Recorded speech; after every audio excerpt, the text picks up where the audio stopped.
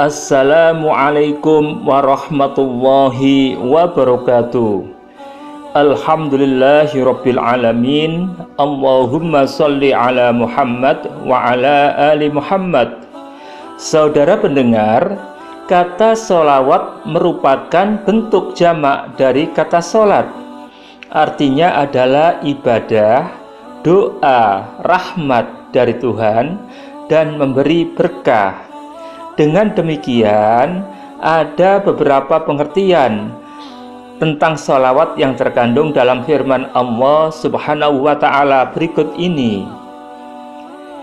Innallaha wa malaikatahu yusalluna 'alan nabi ya ayyuhalladzina amanu shallu 'alaihi wa sallimu taslima. Artinya, sesungguhnya Allah dan para malaikatnya bersolawat untuk Nabi. Wahai orang-orang yang beriman, bersolawatlah kamu untuk Nabi dan ucapkanlah salam penghormatan kepadanya. Quran Surat 33 Al-Ahzab ayat 56.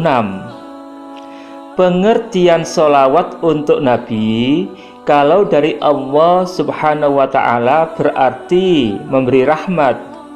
Kalau dari para malaikat berarti memohonkan ampunan. Dan jika dari orang-orang yang beriman berarti memohon kepada Allah Subhanahu wa Ta'ala agar memberikan rahmat kepadanya. Nabi Muhammad Rasulullah Sallallahu Alaihi Wasallam juga menyuruh kita bersolawat, sebagaimana sabda beliau dalam dua hadis berikut ini. Pertama, Rasulullah Shallallahu Alaihi Wasallam bersabda, janganlah kalian jadikan kuburanku tempat perayaan, dan ucapkanlah sholawat kepadaku, karena sholawatmu akan sampai kepadaku dimanapun kamu berada. Hadis riwayat Abu Dawud. Kedua, Rasulullah Shallallahu Alaihi Wasallam juga bersabda, barang siapa bersolawat kepadaku di sisi kuburku, maka aku mendengarnya. Barang siapa bersolawat kepadaku dari jauh, maka seorang malaikat menyampaikannya kepadaku.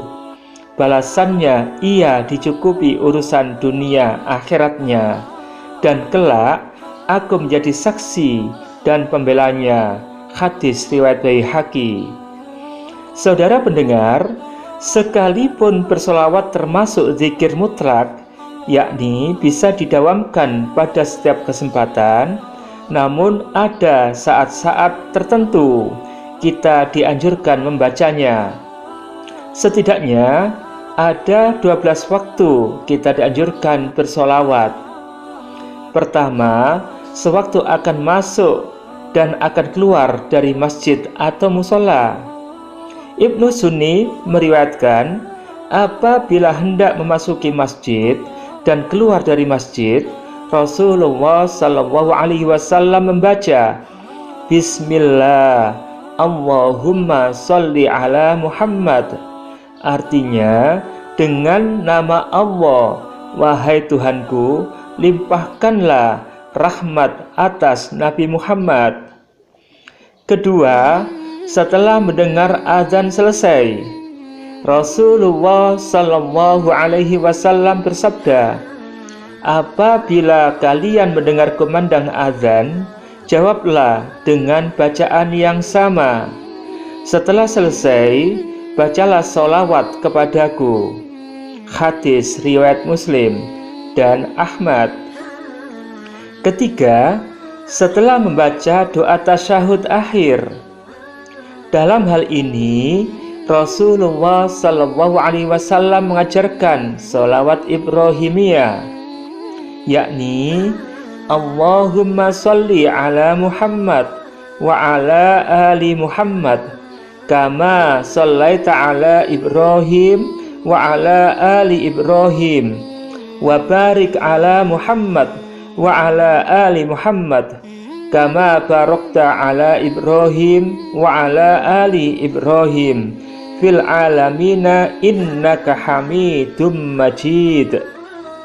Artinya, ya Allah, limpahkanlah rahmatmu kepada Muhammad dan keluarganya sebagaimana engkau melimpahkannya kepada Ibrahim dan keluarganya, dan limpahkanlah berkahmu kepada Muhammad dan keluarganya sebagaimana engkau melimpahkannya kepada Ibrahim dan keluarganya.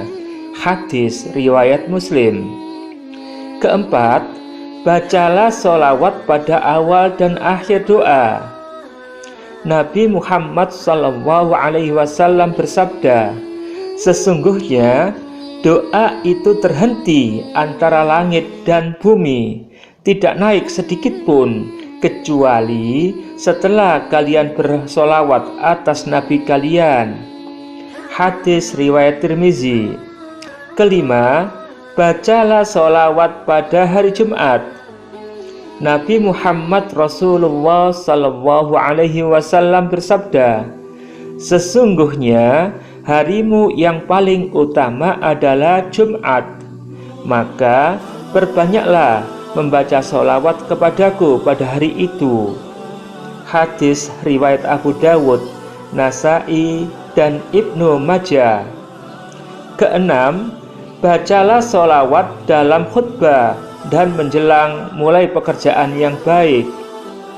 Nabi Muhammad Rasulullah SAW bersabda, setiap pekerjaan yang baik yang tidak dimulai dengan hamdalah atau tahmid, yakni bacaan alhamdulillahirabbil alamin, dan tidak dimulai dengan sholawat, maka pekerjaan itu kehilangan berkahnya.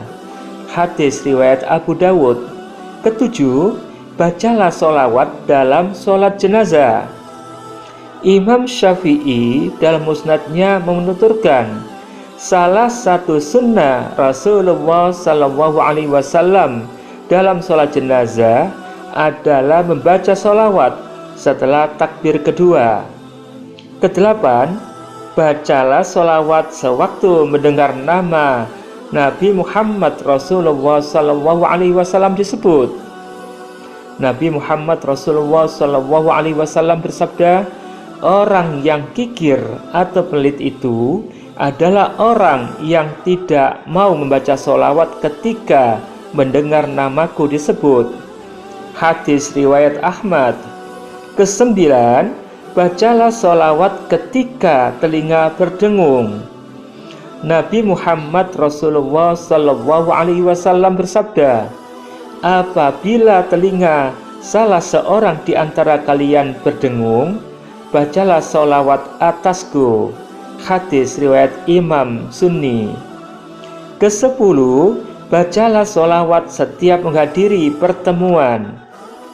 Nabi Muhammad Rasulullah SAW bersabda, jika suatu kaum duduk dalam pertemuan tanpa menyebut Allah Ta'ala dan tidak bersolawat kepada nabinya, maka mereka mengalami kerugian. Hadis riwayat Abu Dawud.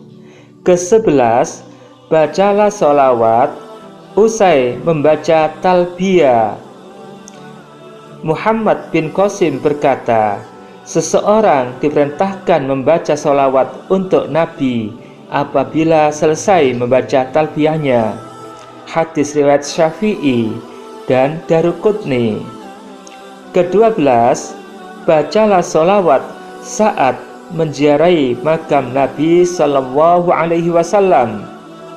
Nabi Muhammad Rasulullah SAW bersabda, siapa yang berselawat di samping kuburku, maka aku mendengarnya. Hadis riwayat Baihaqi. Demikianlah saudara, 12 saat kita dianjurkan membaca sholawat. Terima kasih atas perhatiannya. Billahi taufik wal hidayah. Wassalamualaikum warahmatullahi wabarakatuh.